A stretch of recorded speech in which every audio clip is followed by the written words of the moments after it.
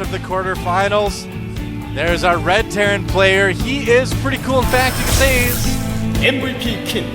He's pretty keen. Kind of a peachy color there. Commander Keen, there he is. With some great celebrations too. Did you see that GIF? Yes, I did. Giving himself a little round of applause with a dance. That's right. I'll give him a round of applause if he wins.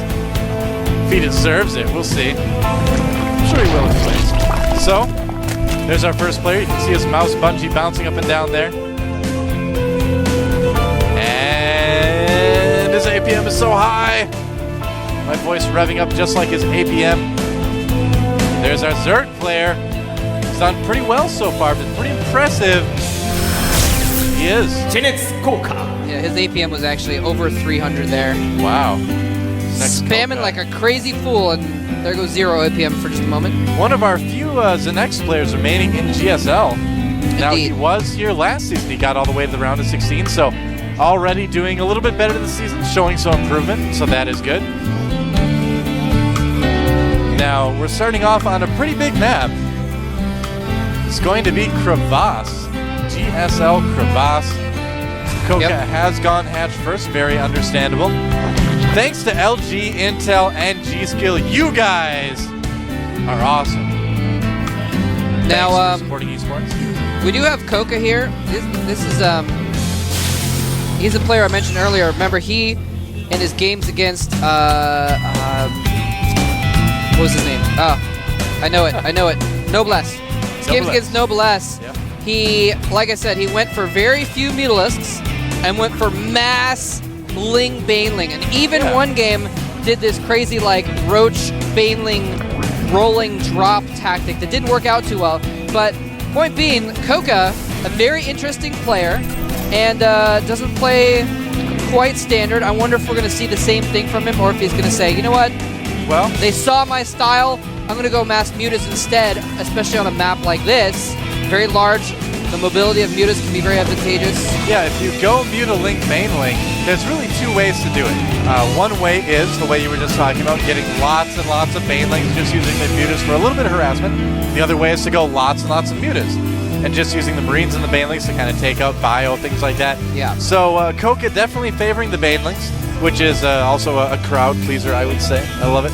Yeah, and you know, it's very smart. You need those Mutalisks though, or something, because if you don't have 8 Mutalisks or some Infestors, then you just so die to drops. The Terran can just drop everywhere, and you can't be everywhere at once like they can. You need those Mutalisks to take out Medivacs, so you need something like that at the very least. But you don't have to get too many of them to hold off drops. Now, CoCa trying to get some scouting out of his opponent. He's going to lose a couple of Zerglings, but you will see that there are some Marines at least on the map. That Overlord just out of range. So right now Zerglings be getting pretty close to finished. MVP Keen on the other hand going for a 1-1-1 build, they like to call it. Getting Barracks, Factory, and Starport right away. Going for Banshees, it appears. He is going to switch that over. Zergling not going to be able to get in. Nope. And he doesn't see the Starport either. There we go. Banshee's been started. Yep. SDV getting in. Is he going to see the Baneling nest? Did he see it? I don't know. Let me see. He did. He did see the Baneling nest. Our observer is so great. I'm like, do you see it? And bam! Right away, there it is. Very Tech good. Lab going up on that barracks there. And it doesn't look like he's going for Cloak, though. So he's just going to get some Banshees, just try and do damage with them alone. And there's actually no sign of any kind of lair. I like this a lot. Zergling's going after the rocks, but being pushed away. He actually, if he got Cloak, could have done a lot of damage, because there's nothing that, there's no hint of detection in CoCa's base. So it's a little bit unfortunate there for Keen, but he might be able to still do some damage with these Banshees. A lot of drones being produced, and we might see some you know, Kirik-style mass economy Baneling aggression, because that's all he has is a spawning pool and a Baneling nest right now. Banshee getting a couple kills on those Zerglings, and taking the Zelnaga Tower back for the Alliance. This is actually really, I think he probably should have maybe done a little harassment on the drones first, but very smart to send that Banshee out, clear out the towers, and just generally be around the map, because he saw that Baneling nest, and I thought he is getting some drone kills. Nice thing you can do too, because of those banelings, is you force your opponent to usually get their lair. You force them to get the Evo chamber in case of cloak. And that Viking, that Overlord is fearless, just sitting there taking the missiles of the boss. Wow. Now that I think of it, I think he might have been hunting with that Banshee around, looking for banelings morphing in front of his base, so he could be too. He could stop that. So that's pretty smart. Looks like CoCa's going to lose the second Overlord. Maybe even a third, possibly. No, just a second. And that. Oh, the Banshee getting taken out by the Queens.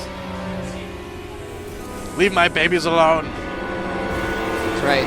CoCa doing a good job of connecting his main and natural with creep. You see a lot of players not doing that, and that is basically a death sentence if you don't have your bases connected and Banshees show up.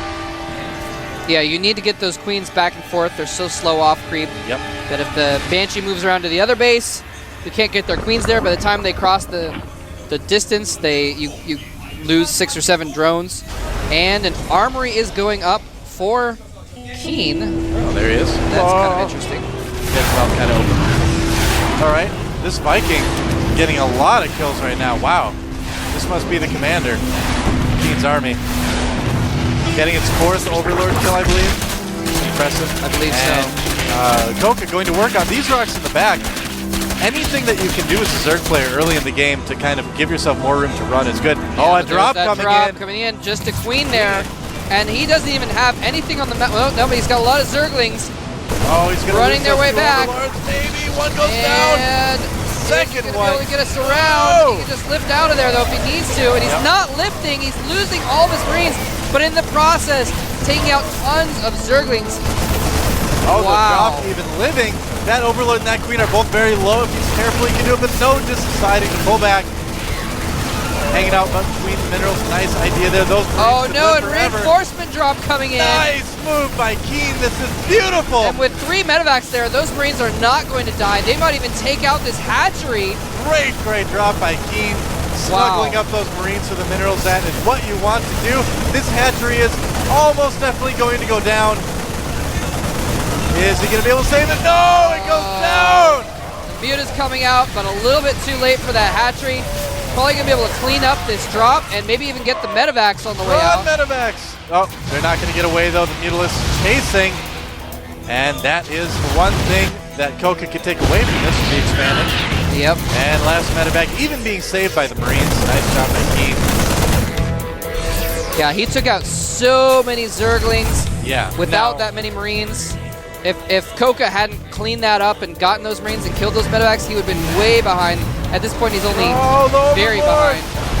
Not being saved, but the Viking does finally go down.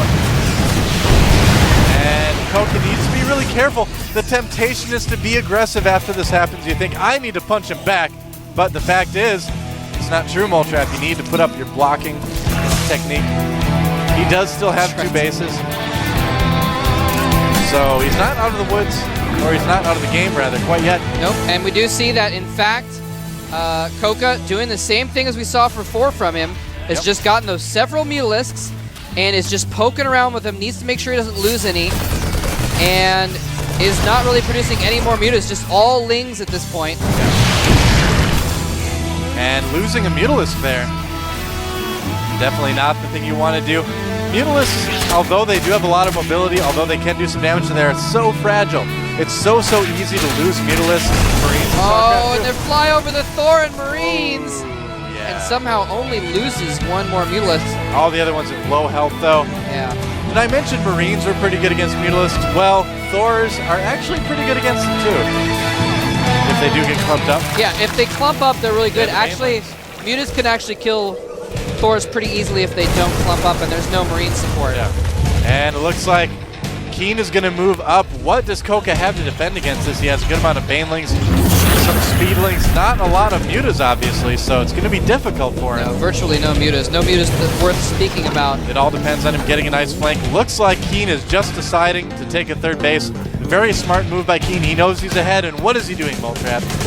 Well, it looks like he's just posturing around. Getting more ahead. Yeah, oh, yes. Okay. I set you up for that one. Sorry. Shot me down. It's like Lucy setting up the football for Charlie Brown. That's right. I tried to get you. Pulled it right up from under me. Laces out. It's okay. I don't even remember what movie that's from. Anyway, Keen is taking his third, and he's going to plant it. No, he's actually going to orbital that and move across the map at the same time, and he gets actually in a really good position before CoCa knows what's going on. CoCa, posturing with some Lings and Banelings in the middle of the map, might be thinking about counterattacking or maybe a flank attack when this goes down. And he is actually in trouble, though. He's going to have one chance. He's got forces in the middle. He needs to bring him back now that he sees what's going on. This could be a great sandwich by CoCa if he's careful. Oh, it could be delicious. It could be like peanut butter and jelly. Oh, the Banelings. Less jelly on that sandwich. Here it comes in from both sides. Lings leading the way, but Banelings wasting themselves on the Thors and the tank. Horrible use of his Banelings. All of them dying without hitting the bio barely at all. Those bio are very damaged, but the Medevac's healing them up. They're going to be able to take out so many drones, and that miscontrol by CoCa may have just cost him the game because he's going to lose his third, and there is GG. GGO. Keen taking game one. Whoa. Whoa. Yep, get the work out the neck. You deserve it. Take a break, shake it out. He's our winner. Indeed, and Keen, you know, we've only seen he only has one game versus Zerg on record before today in the Zotac League, a win against Revival. So we weren't sure what to expect from him, but he has shown us that he knows how it's done, although, again, I gotta say, that was a little bit poorly executed by CoCa. He had a beautiful flank, Lings and Banelings from both sides of the army, and he wasted, like, all of his Banelings on tanks and Thors and didn't have any left for the Marines. And the Marines are what ended up cleaning things up. So Keen got a little bit lucky there, because if the Zerglings had been attack moved, the Banelings have just been move commanded towards the Marines, commanded from both sides. Delicious sandwich. Yeah. Yep. Would have been quite delicious. That's right. What's your favorite sandwich? Egg salad. Egg salad? That's Egg a good salad. one. I used to play saxophone. Oh, yeah? Sorry. That's there you go. Egg salad sandwich is my favorite. I like that stuff. I like Reubens. Especially if you get some tomatoes on there and some cheese. Yeah. Reubens are good, too. That's right. Reubens are good, too. Yep. So anything with meat, cheese, and bread in it, it's pretty good. Yeah. I'm just trying to, like, put that last game out of my mind because it's so painful to see Banelings go on. See, this is what happens when you play Zerg. See, I'm playing only Zerg now on the ladder for a while, so I'm, like, secretly inside rooting for all the Zerg players. But in reality, I mean, Keen played well, defended against a lot of aggression. CoCa just basically messed up that last attack, but here comes game two. Yep, we're going to see what happens in game two on Terminus Re. Can Keen take it to a 2-0 win, or will CoCa come back?